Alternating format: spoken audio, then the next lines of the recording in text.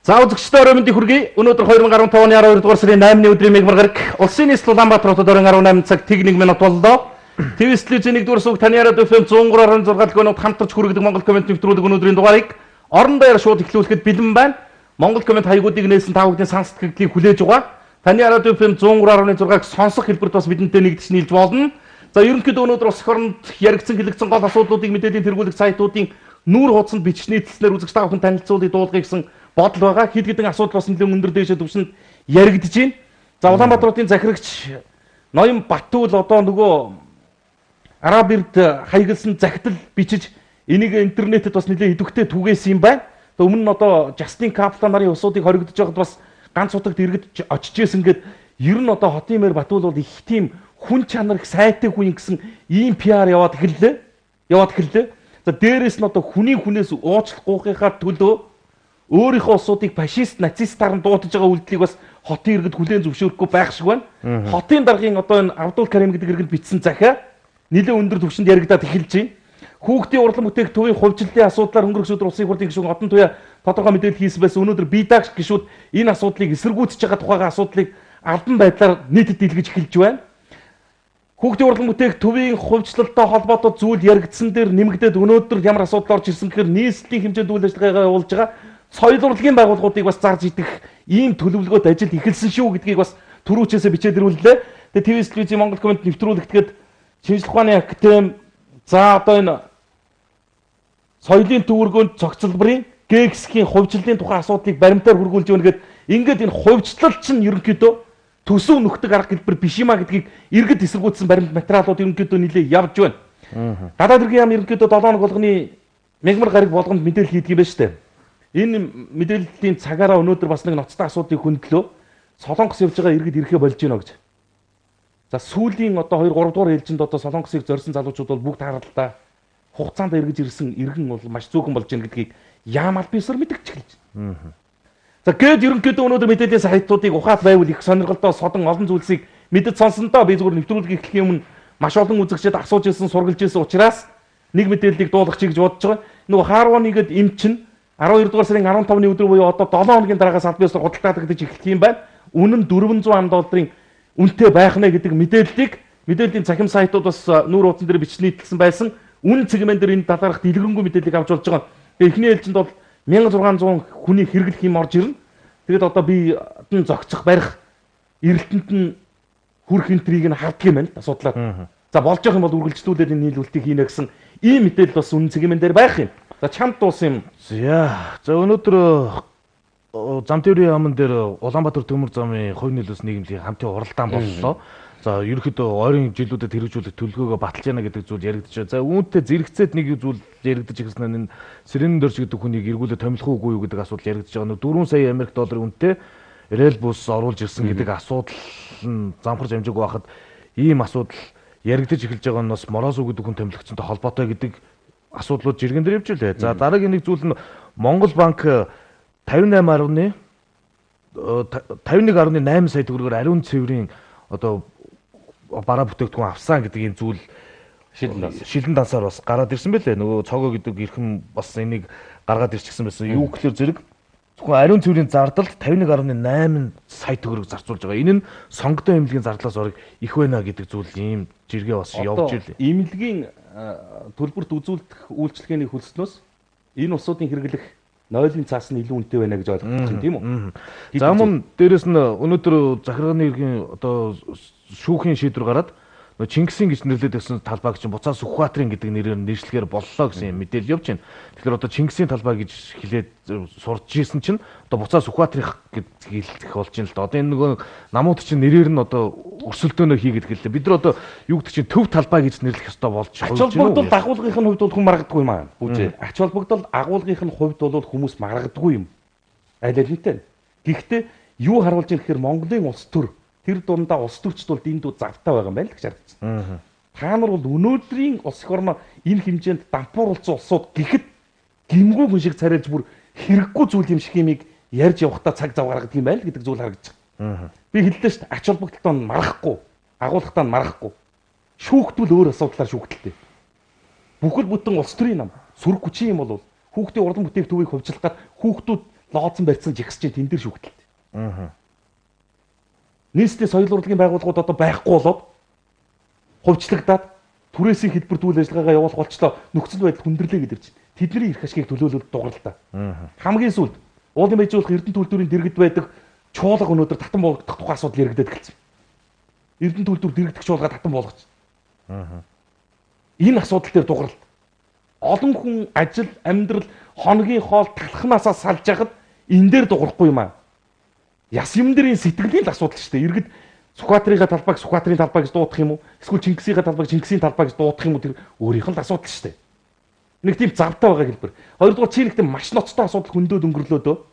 Тэр Твиттерд яригадаад байсан энэ төмөр замын бантан сиренэн дорж гэж хүнтэй холбоотой энэ үйл явдал. Энэ бол зөвхөн тэр чиний хэлсэн рэл буусаар дуусах асуудал биш. Надад бүтэн дугтуу дүүрэн факт нэрсэн байгаа материал нь. Монголын төмөр замын салбарт Оросууд итгэл алдарсан. Энэ нөхцөл байдал нь цаашлаад хувь нийлүүлсэн нийгэмлэгийн санхүүгийн чадамж, эдийн засгийн асуудалд нь онц хэмжээний хүндрэл учруулж ирснийг авилгатай тэмцэх газар холбогдох хуулийн хяналтын байгууллагууд шалгасан шалгалтын дүнгээр баталсан асуудал хүртэл яригдчих байна. Одоо сүүлдээ ясна гэхээр хувь нийлүүлсэн энэ нийгэмлэг үйлдвэрүүд чинь зүгээр албан тушаалын, ялуу хуваалтын сандал ширээний хуваарлт хийдэг ийм хэлбэр рүүгээ яваад эхэллээ шүү гэдэг асуудал яригдчих. Маргаашнаас энэ асуудлууд дэлгэрэнгүй болоод явах байлгүй гэсэн бодол байна. За хотын даргын Абдул Карим дэлгээсэн захидлыг бүрийхээр нь бол олдоо цэгмээ сайтыг нийт дэлгэсэн байсан. Урайгаа л. Урайгаа хэлээгүй шүү дээ. Монгол комментэд нэгтгэе. Олдоо минус 5 ямар мэдээллийг үзэх юм гэхээр нийслэлийн засаг дарга бөгөөд Улаанбаатар хотын захирагч Эрдэнийн Батүлийн Эрхэм Абдул Карим Забон гэд энэ хүнд хаягдсан энэ өдрийн мэндийг танд хүргье гэж хэлж байгаа захидлыг бүрийн ихээр нь олж үзэх юм. Нийслэлийн иргэдийн төлөөлөгчдийн 13 оны тогтоолд нийслэлийн өмч хувьчлах комиссын 15 оны 29-р тогтоолоор Улаанбаатар таймс сони хэвлэх үйлдвэрийн барилгыг нээлттэй дуудлага худалдаагаар хувьчлагаар шийдвэрлсэн билээ. 15 оны 11-р сарын 30-ны өдөр нээлттэй болсон дуудлага худалдаагаар энэхүү барилгыг Монгол Улсын иргэн Абдул Карим Забонта 24 тэрбум төгрөгөөр үнэлж худалдаа авахар болсон. Гэвч хэвлэх үйлдвэрийн барилгыг хувьчлалт авахаасаа татгалзаж гэрээгээр цуцлахаа шийдснээ мэдгдсэн байна.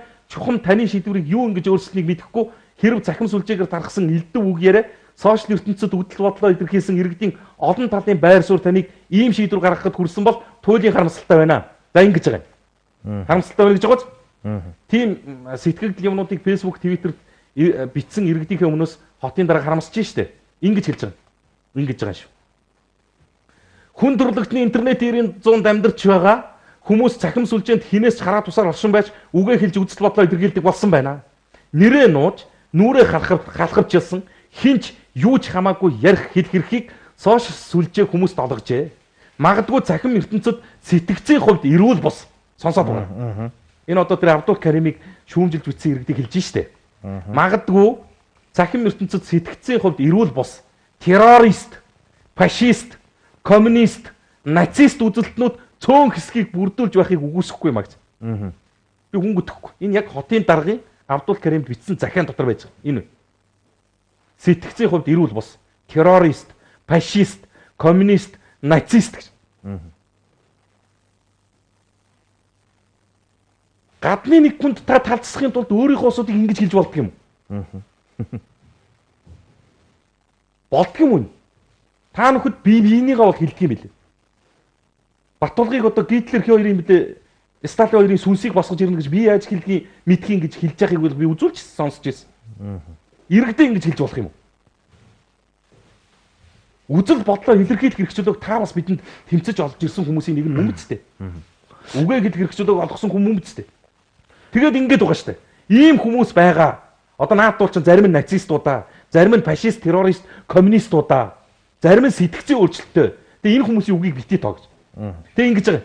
Хэрв өмчтөө болсны төлөө танд ямар нэгэн байдлаар бодит занд хийл дарамт чахалт ирсэн бол хууль хяналтын байгууллагад хандаж шалгуулах боломж бий. Учир нь Монгол улс иргэдээ яс үндэс гарал угсаа хөрөнгөж инэ үзэл бодлоор ялгуурлан гадуурхдаггүй гэдгийг үндсэн хуулиараа тунхагласан билээ.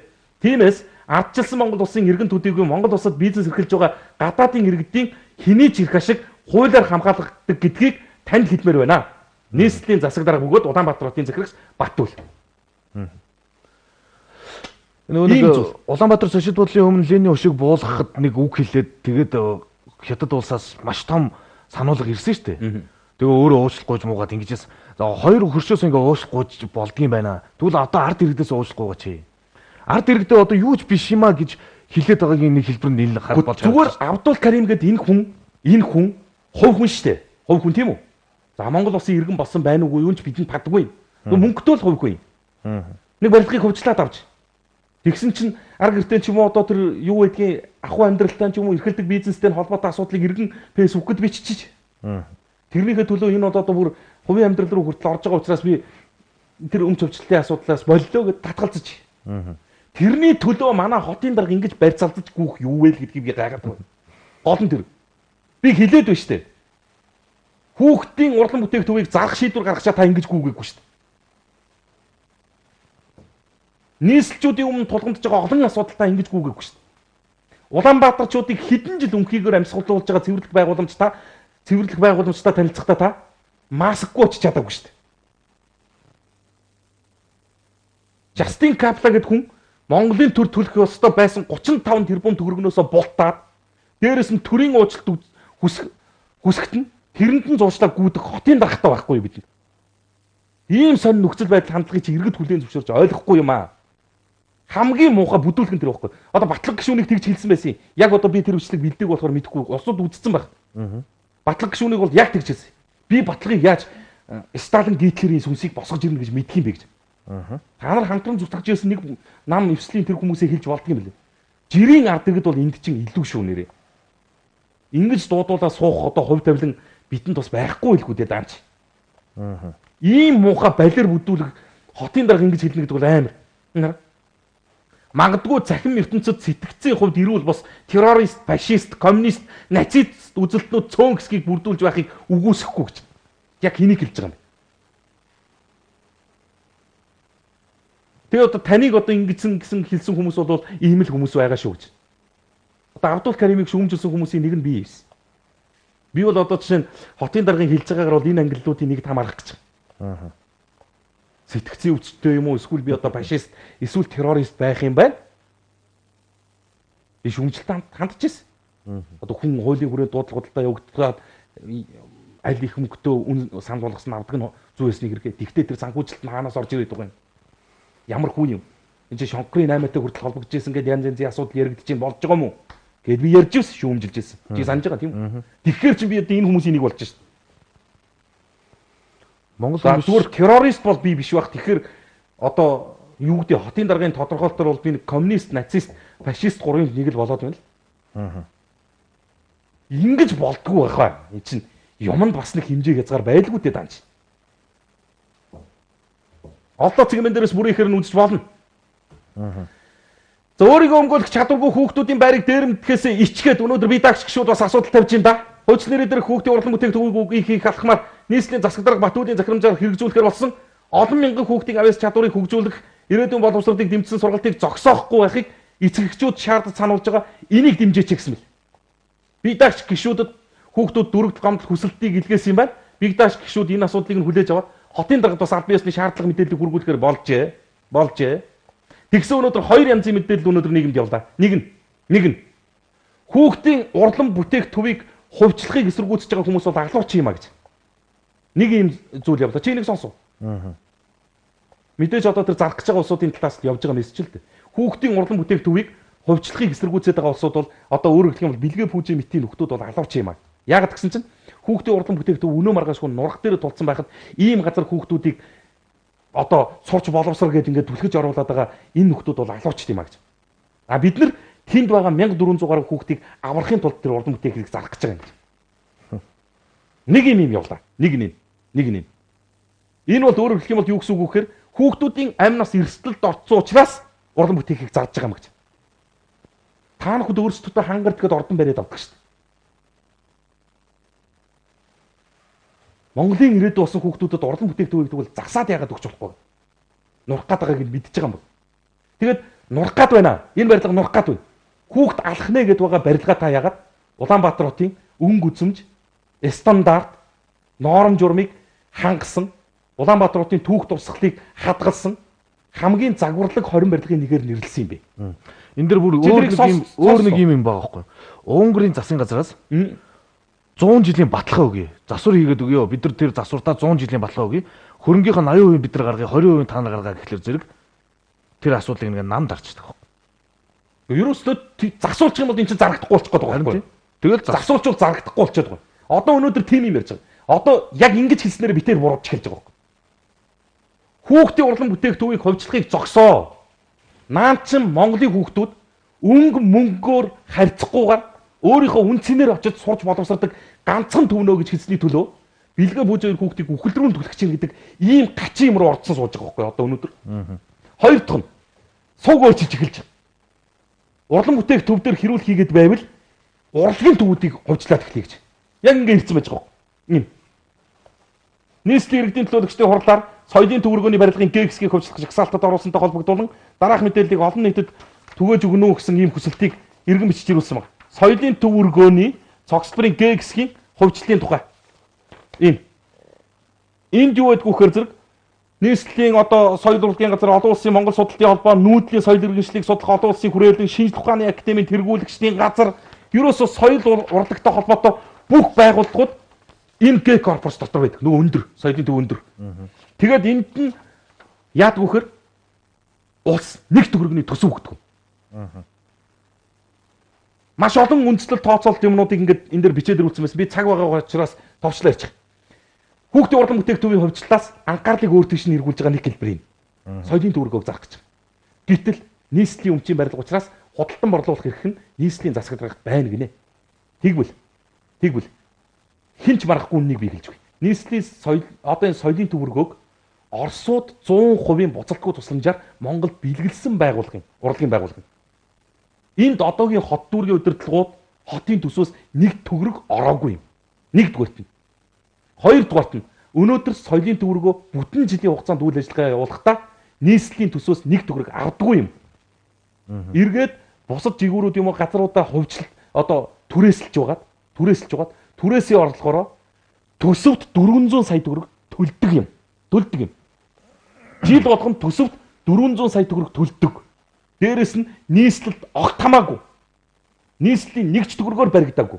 Нэгч төгрөгний төсөв авдаггүй энэ газрыг зарна гэдээ дайрж байгаа хэрэг шиг. Би энэ мэдээллийг баталж чадахгүй.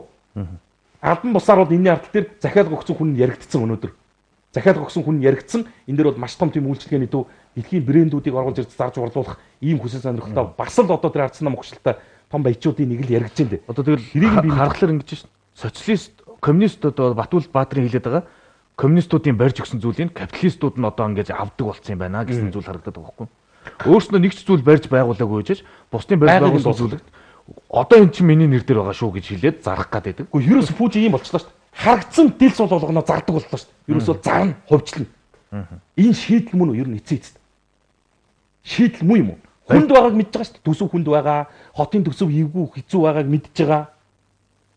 Гэхдээ төсөв хэцүү байна гэд өмч хувьчлалаар галантаадаг ийм механизм арга хэлбэр яг дэлхийн аль оронд байдаг юм бэ. Хоёрдугаарт нь би ерөөсөө нэг зүйлийг огт ойлгодоггүй. Нийслэлийн төсөв улсын төсөв баталж байсан хэмжээнд ирчлээ. 2008 оны улсын төсөвтэй 2015 оны нийслэлийн төсөв тэнцэж байна. Энэ мөнгийг хотод хүргэж чадахгүй байгаа нь хэний буруу юм бэ? Улсын төсөвтэй тэнцэх хэмжээний мөнгийг зөв зохирон зарцуулж чадахгүй байгаа энэ үйлдэлд урлан бүтээгдэхүүн сууж байгаа хүүхдүүд буруутай юм уу? Соёлын төвөргөнд ажиллаж байгаа урлагийнхан буруутай юм уу?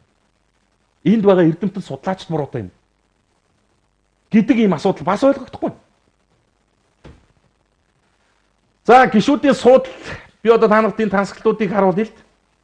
Сонгуулиас сонгуульд юу яаж өсөж байгаа прогнозыг дөрвөн эмээнийхээ танилцуулсан байсан.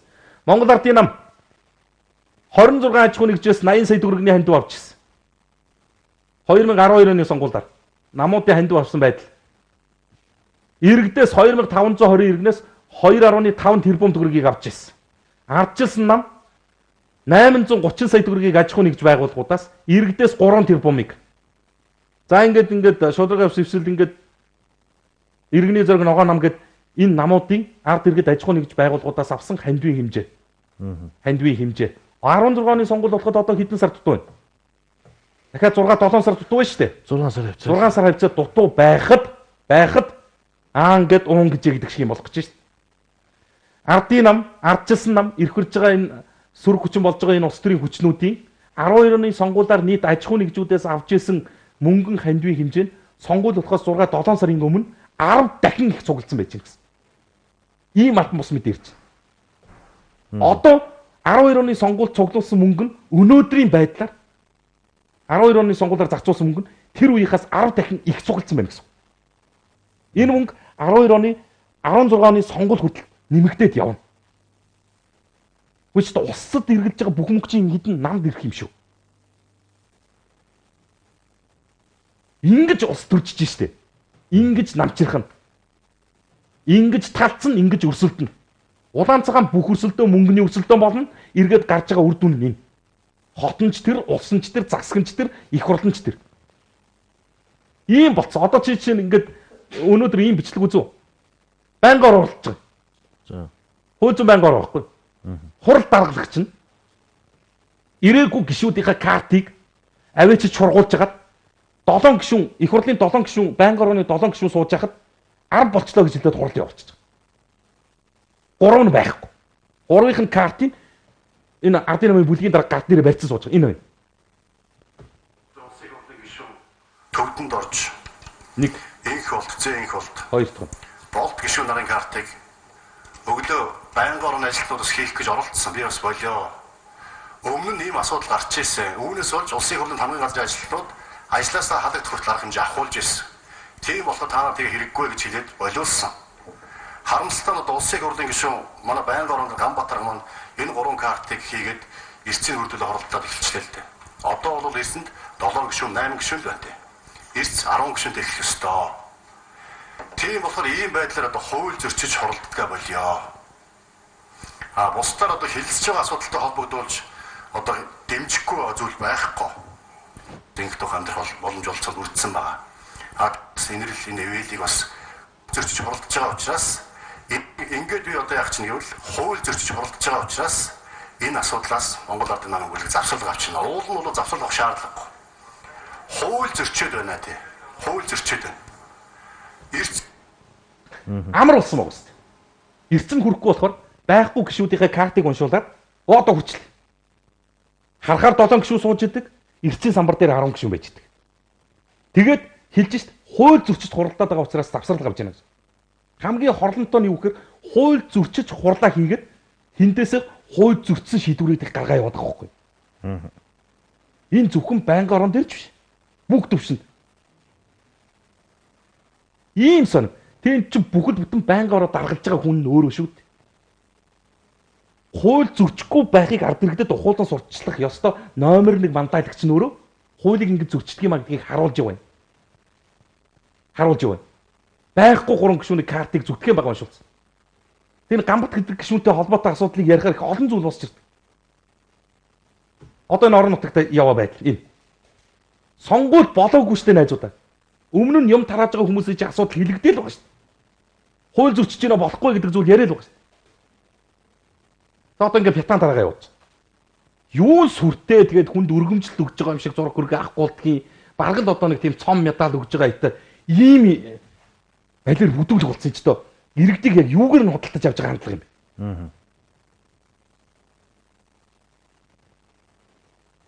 Хүнийг пятан өгж байгаагаар нэг үгийн сонсолтоо.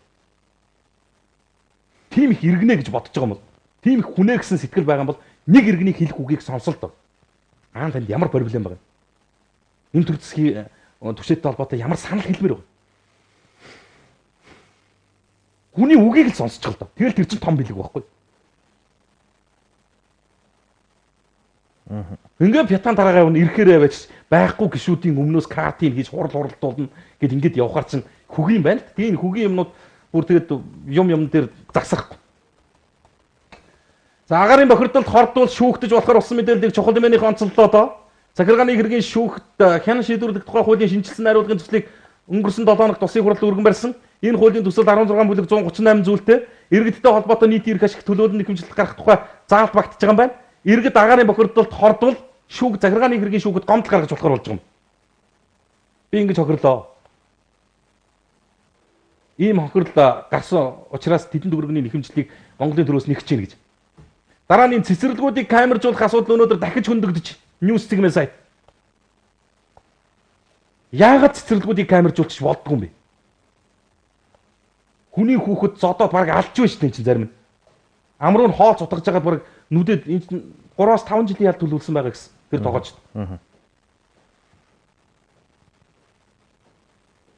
Яагаад хяналтын камер тавьж болохгүй вэ? Айхгүй ч гэсэн айгүй гэж үг байдаг шүү дээ. Гэж хүн чинь тийм ч нэг худлаа үнэн ажилдаггүй ч дээр нэг камер байж байгаа чинь хулгайч хүртэл бас нэг юм бодно үстэй.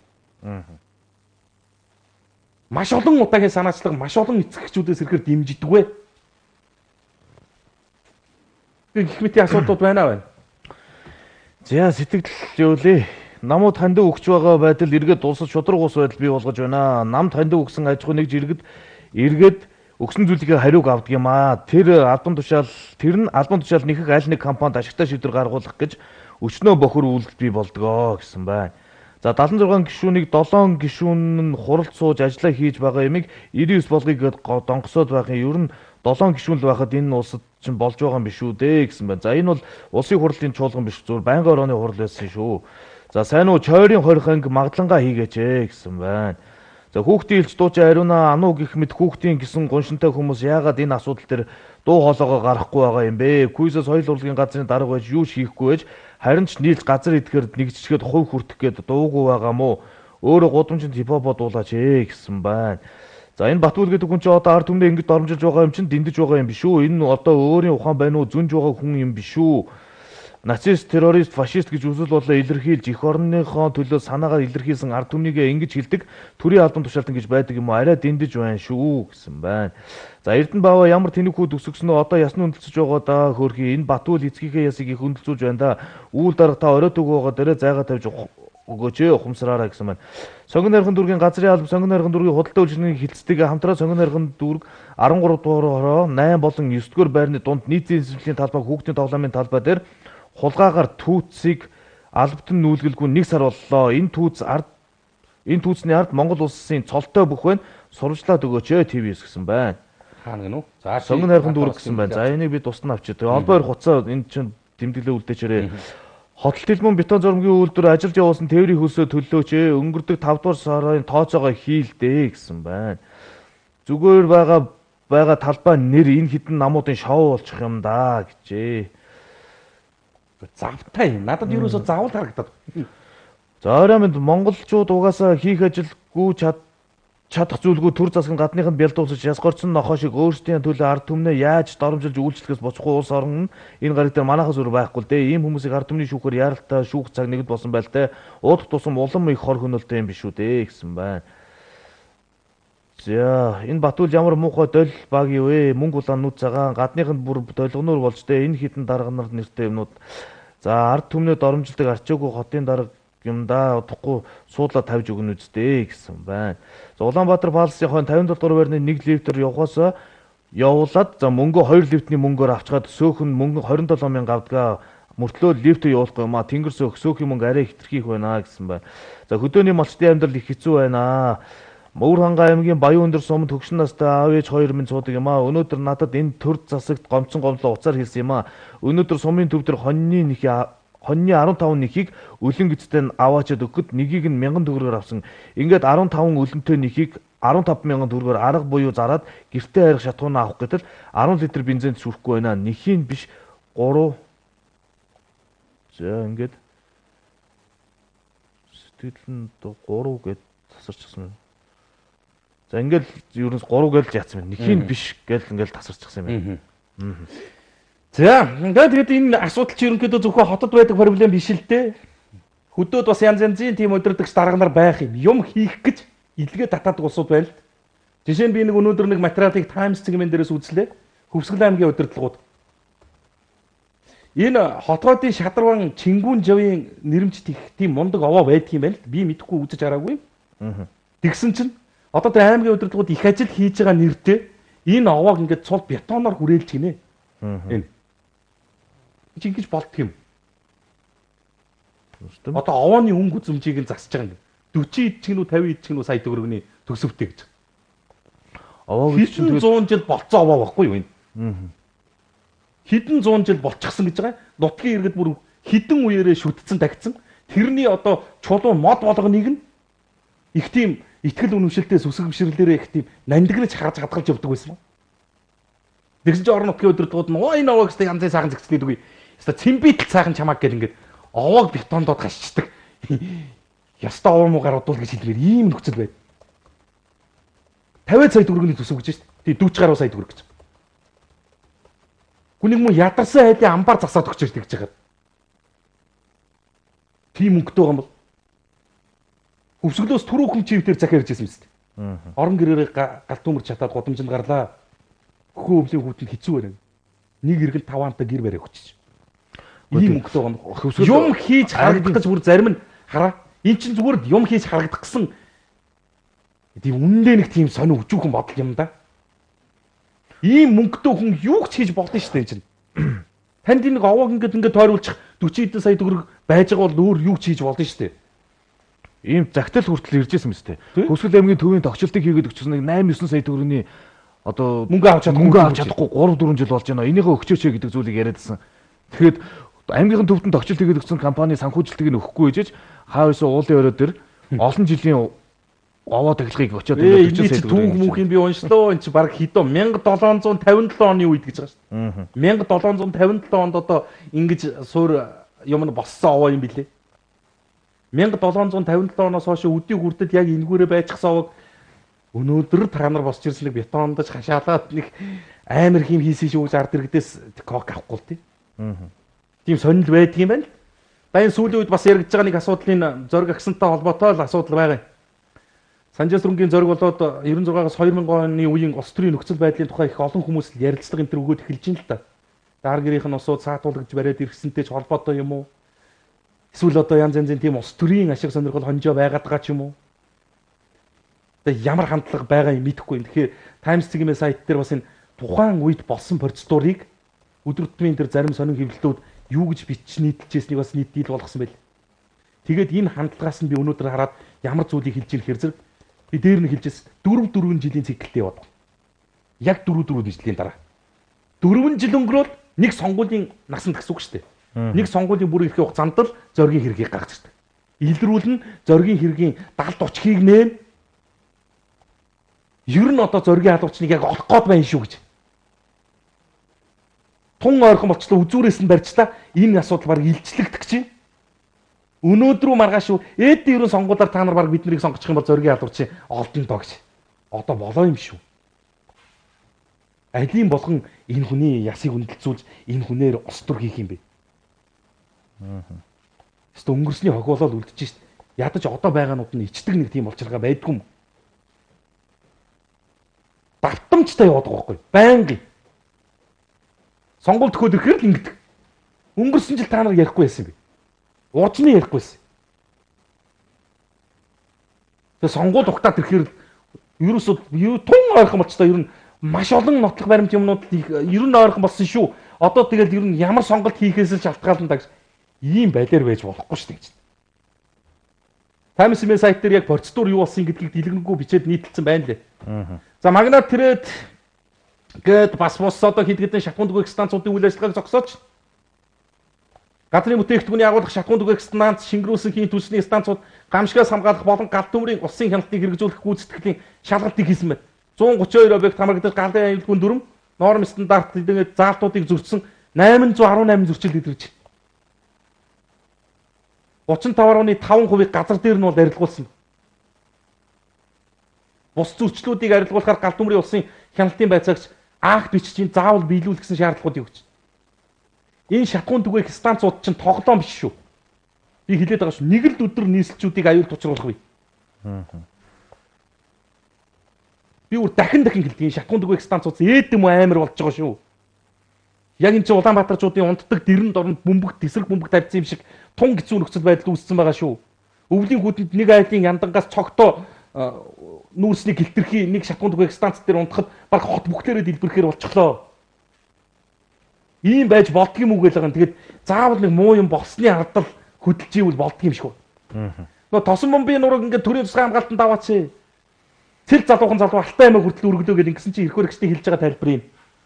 Авъя гэсэн юм а. Гэхдээ яг нөгөө буцаагаад энэ тосон бомбын нурууны лицензүүдийг нь цуцлахаар тэрбум 100 сая төгрөг хэрэг болоод байна гэж. Нөө хөдлүүл хөлс зогсуул зоос гэдэг шиг болсон. Энэ улс төрчдөр юм хийлгэхэд юм бол татвар төлөгчд кармага халаасаа ухуул. Ийм гачин болсон. Зөвхөн лицензийг нь цуцлахын тулд тэрбум гаруй төгрөг шаарддаг чинь гинэ. Яах гэж өгсөн тэгвэл. Хизээ нэгэн цагт цуцлахаа мэдсэн лиценз юм бол яах гэж өгсөн юм бэ? Одоо ингээд энэ байгаль орчныг энэ онгон догшин байгалыг хамгаалах гэж тэнд байдаг араатан амтан ховорцсон түүхүүх дурсгалыг хамгаалах гэж явсан залуу бурхан болсны дараа болио тэнд лиценз эзэмшиж байгаа компаниудыг лицензийн цуцлая. Тосон бомбын нурууг бол төрийн засгийн хамгаалтанд давын энтер гэдэг асуудал ярихаар тэгтээ лиценз цуцлах мөнгөний нөгөөч гэж.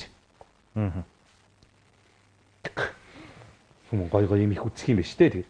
За энэ 1 сарын 1-ээс эхлээд хотын төвөөр микроавтобус явуулахгүй гэдэг зүйл асуугдаад байсан. Тэгээд хотын төвөөр байгаа хотын захаараа явуулахгүй байгаа юм байлгүй дээ гэсэн чинь за бид нар одоо хаана хандахгүй жолоочийн ард үрд хүүхдүүд гээд олон төмөнд хижээгдэж байгаа билээ. Микроавтобусыг явуулахгүй болохоор бид нар юу хийх вэ? Ажлын байр байхгүй байна гээд нас заасан тэгж нэг юм болоод орон цалингаа өгөхгүй гэсэн байна. Тэгээд энэ нөө микроны он заагаад шугамж явуулахгүй гэсэн байгаа шүү дээ одоо бол. За Монгол залуучуудын улс их орны төлөө нэгдэхгүй нийлэхгүй байна лээ. Совчлиа санаас том өсрөөд идэг. Аргачгүй дээ өөрсдийнхөө эрүүл мэндийн төлөө анхаарал тавьдаггүй хүн чинь бодоорой доо гэсэн байна. За би ганц юмыг сайн ойлголоо. Монгол улс цаазаар авах ялгүй улс болгож байна гэдэл байсан. Үнэндээ өөрснөө цаазаар авахгүй гэж ийм юм хийж байсан юм байна да. Өөрсдөө цаазаар авахгүй гэж хийсэн юм байна л гэж. За тэргүүн часаа компани ажлаа хийлгчихэд мөнгө өгөөч хөхөө өвлийн хүүтэнд барилгын хүнд ажил хийлгчихэд хөдөлмөрийнхөө өсийг авмаар байна шүү дээ. Би ч ямар гуйлг гуугаад байгаа биш дээ. Хийсэн ажлынхаа хөлсийг л авмаар байна шүү дээ гэсэн байна. За нийтийн тээврийн хуучны маршрутыг сэргээх хэрэгтэй байна. Энэ талаар зорчигчийн саналыг авах байдлаар бодит нэвтрүүлэг хийх TVS хамт олноос үсье гэж байна. За ийм хотын даргатай байснаас орд тос байгаагүй дээр дээ баг гэжээ. За загтлуудаас ганц нэгийг явуулнаа. За мөнх чулуун гэдэг иргэн хүн чулууны хөндийг ус захиа бичсэн юм байна. Монголын ёс 3 улсын хурлын эрхэм гишүүдэд хүргэх ил чин талархал гэж. Байгаль түг соёлын үнэлж уршгүй их өнд мартамгүй дурсгал, эсхий дуурхтын тулгар төрдөх хүн гүрэн, хүннүүгийн эзэн хаат хатад ихсдээцийн алтан үдгийг болсон ноён хатан уулыг маань алтугах нэрээр хамгчин тесэлж хамж зөөгöd аминаас хагцаа харлуулж үлдээх ёрын муу санаархлыг 2 удаа таслаж харийнхны бузар саврыг татуулж дөнгөсөн Монгол төрийн эрхэм түшээдийн энэ өдрийн амгалан ирья. Санснаа гүцээж сарвааснаа хүүдэлдэг химэн өөрийгөө дүвийлгэх итгээд нэгэл хатуутаажээ. Хуудуун нэмгэрч хуруунд хумссан цуцаагүй аята зүсээ хувирган аргаад зөөлчдөж та бидний даяар их түүхийн нандин өвд дахин халтгаар ахин мирааж байна. Тэнгэрлэг моодун чин Дайчинбаатар зүрх цэцэн цэлмэг оюун энэ л Монгол газар шорооны төлөө зогтон чилээрхсээр намтар цадг нь ертөнцийн түүхнээ мөнгөрсөн босуу. За тэгээд энэ дээр олон асуудал. Энэ бол миний төрсөн нутаг Монголын сайхан орн гэдгээ. Тэгээд уулын бол оргил, усны бол бүргэл, их хүн гүрэн ямаа гэдгийг ухааруулж мулгуу сорилтод барьцалтаагүй эрхэм элч нартаа даяар Монгол гүнээ талархаж байна.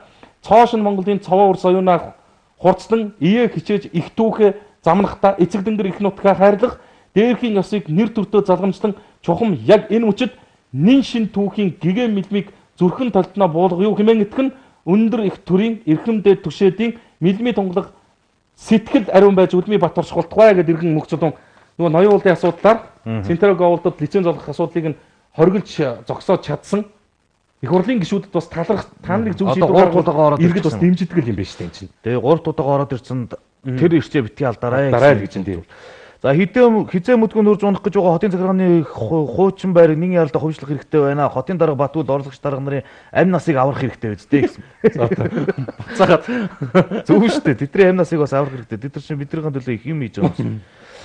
За хөөрхий сая хороолуугаа орж үтсэн чинь хүүхдийн 20,000-аас хасагдчихсан байдаг байна шүү дээ. Аваагүйгээд хоосрохгүй авсан гэд баячихгүйч хүүхдийнхээ ирдэг бодож хадгаламж нэгэд хадгалснад буруудаж байгаа юм байлгүй.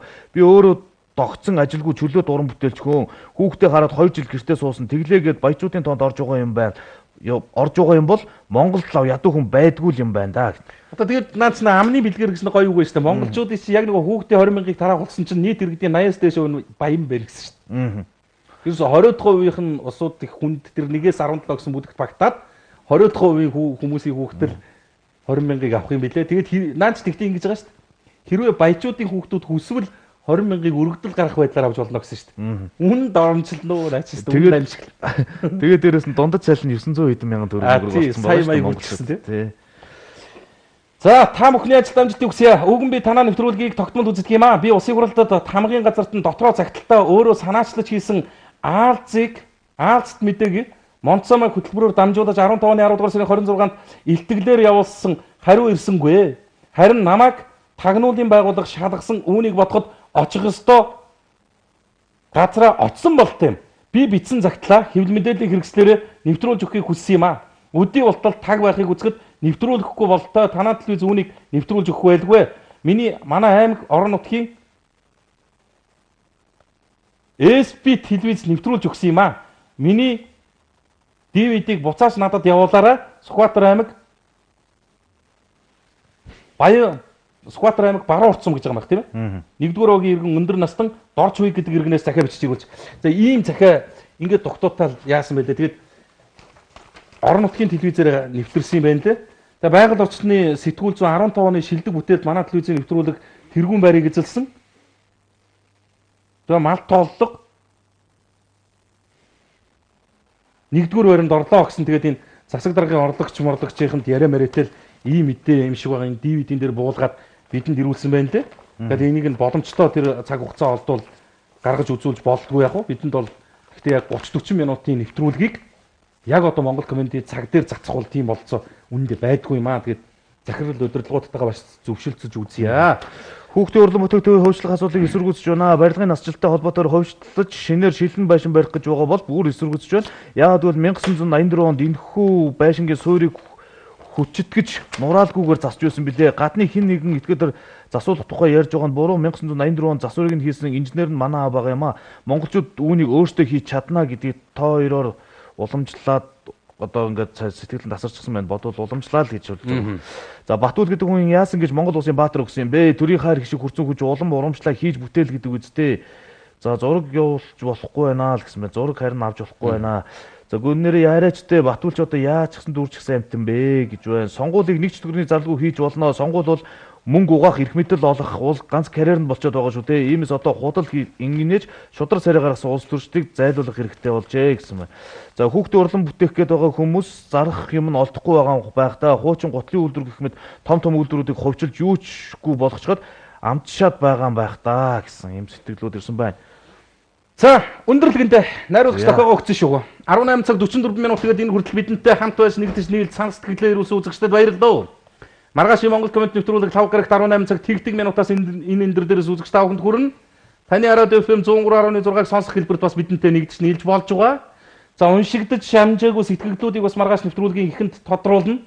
Комеди мөрөөр нэвтрүүлэгт бас хаяглж хөндөгдөх тим сэдв байвал бас Монгол комеди нэвтрүүлэг рүү хандаарай. Бид 7 хоног болгоны амралтын бям гарагт бол Монгол комеди нэвтрүүлгийн албан ёсны микрофоны иргэдийн дунд ажиллуулж бас одоо 30 минутын метражтай нэвтрүүлэг бэлтгэж хүргэж байгаа. Тодорхой үр дүн шийдлүүдэд хүрж байгаа гэдгийг бас олзуурхаад нэг хэлчмээр санагдаж байгаа юм.